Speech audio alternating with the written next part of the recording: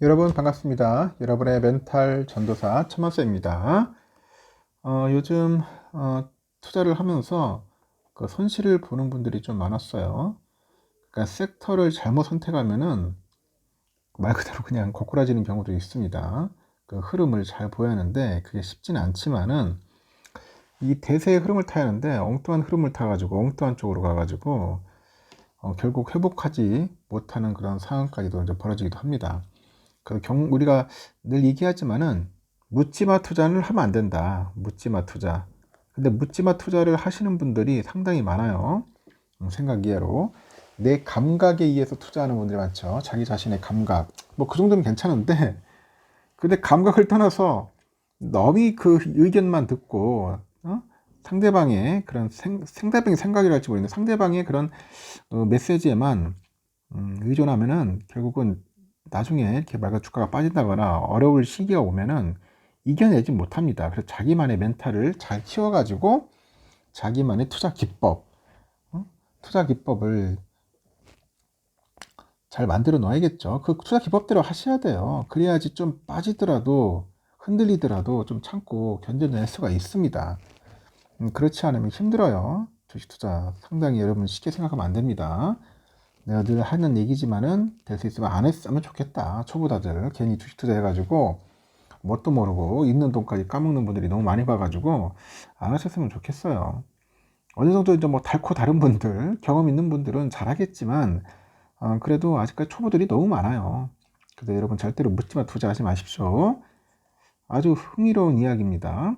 은행과 보험, 증권사 뭐 등등 해가지고 이제 기관 투자자들이 이 4조 원을 웃도는 석유화학 쪽 그 회사채에서 대규모 평가 손실을 냈답니다. 그러니까 이쪽에 똑똑한 놈들 다 많을 거 아니에요. 솔직히 여러분, 그쵸?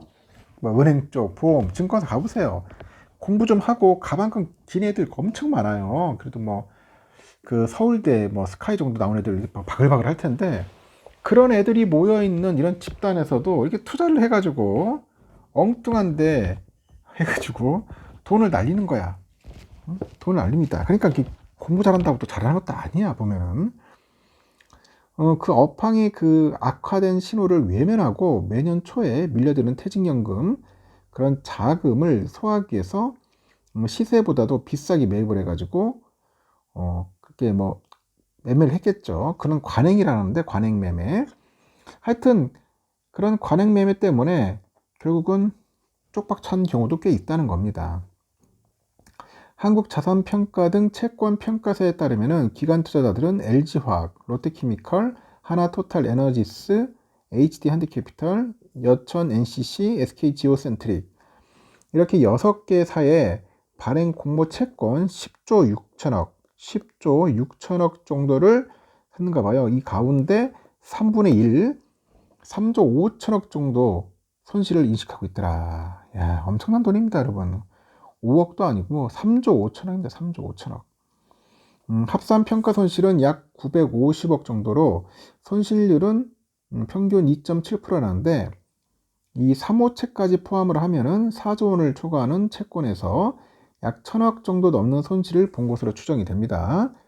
중간에 팔지 않으면 그 원리금을 받을 수 있겠죠. 받을 수 있겠지만은 이 발행하고 유통시장에서 현 시세 대비 높은 가격에 매입을 했다면 이 만기까지도 챙기지 못하는 그 이자만큼 평가 손실로 인식을 해야 한다고 합니다.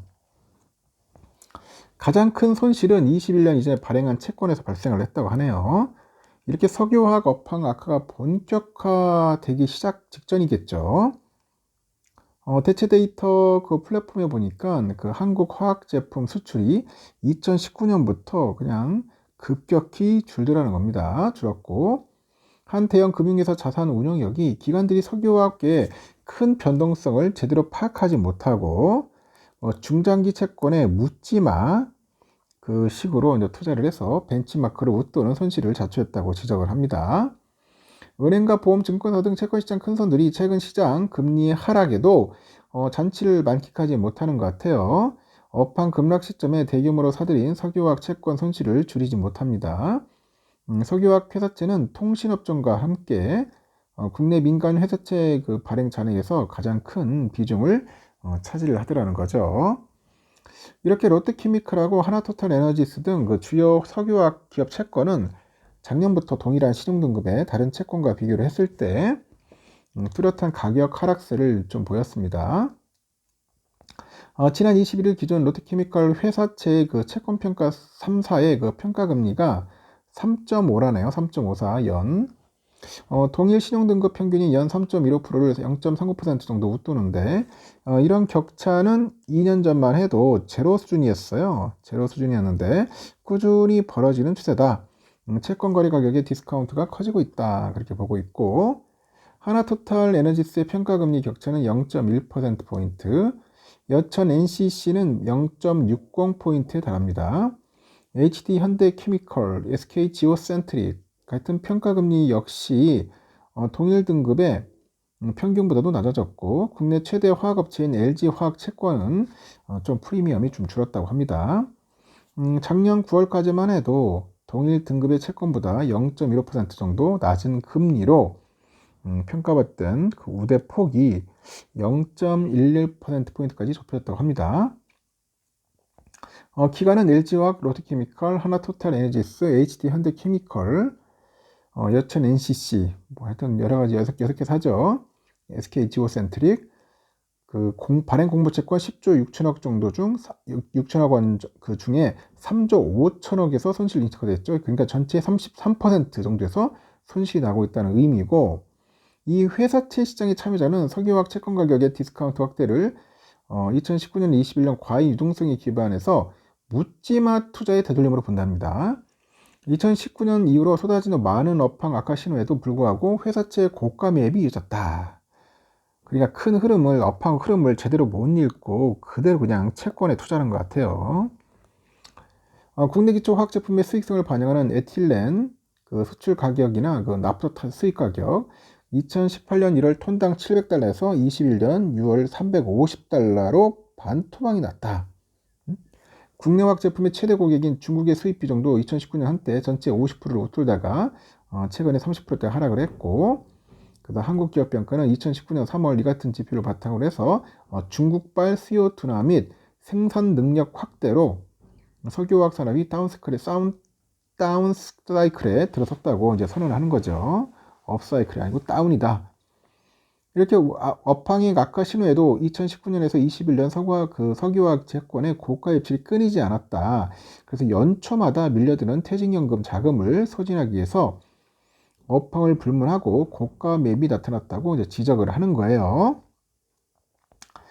일부 장기 채권은 금리 급등과 업황 악화가 겹쳐서 한때 30%대 손실을 내기도 했고요. 21년 2월에 1200억 규모로 발행한 LG화학 15년 만기 채권이 대표적인 사례라고 합니다.